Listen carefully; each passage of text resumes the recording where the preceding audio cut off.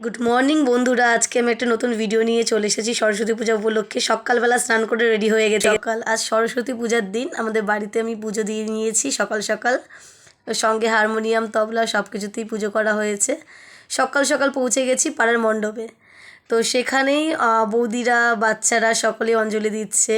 তার মাঝখান থেকেই কিছু ছবি তোলা শুরু হয়ে যায় আমার। সরস্বতী পূজা মানেই নতুন নতুন ড্রেসে সকলেই আসবে এবং সকলের সাথে ভালো ভালো ছবি তুলব।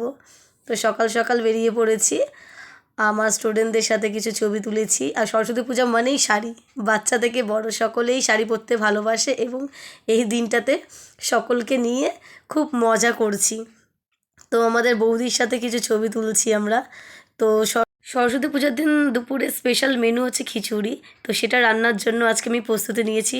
সঙ্গে চাল, ডাল, তেল, হলুদ, নুন, মটরশুঁটি, ধনেপাতা, লঙ্কা, এই সব কিছু। পৌঁছে গিয়েছিলাম ছাদে। খুব ইচ্ছে ছিল যে মাটির উনুনে নিজের হাতে খিচুড়ি রান্না করব। তো খিচুড়ি রান্না করতে গিয়ে খুব বড় একটা দুর্ঘটনা ঘটে যায় আমার সাথে। কড়াইয়ে আগুন ধরে যায়। সেই মুহূর্তে মা এসে পুরো ব্যাপারটাকে খুব ভালোভাবে সামলায়। তো তারপরও থামিনি, রান্না করতে শুরু করেছি। হঠাৎ করে আরেকটা দুর্ঘটনা ঘটে, উনুনটা ভেঙে যায়। তো সব কিছু নিয়ে চলে এসেছি আমাদের রান্নাঘরে। তো রান্নাঘরে অবশেষে খিচুড়িটা রান্না করি, খিচুড়ির মশলা করি।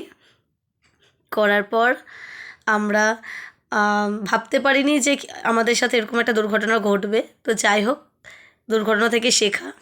তো মোটামুটি খিচুড়িটা রেডি হয়ে গেছে। সাথে আলু ভাজা, সঙ্গে বেগুন ভাজা, পাঁপড় ভাজা। তো সরস্বতী পূজা দুপুরটা খুব ভালো মেনু, খিচুড়ি, আলু ভাজা, পাঁপড় ভাজা, বেগুন ভাজা। সন্ধ্যাবেলা পৌঁছে গেছি পাড়ার মণ্ডপে।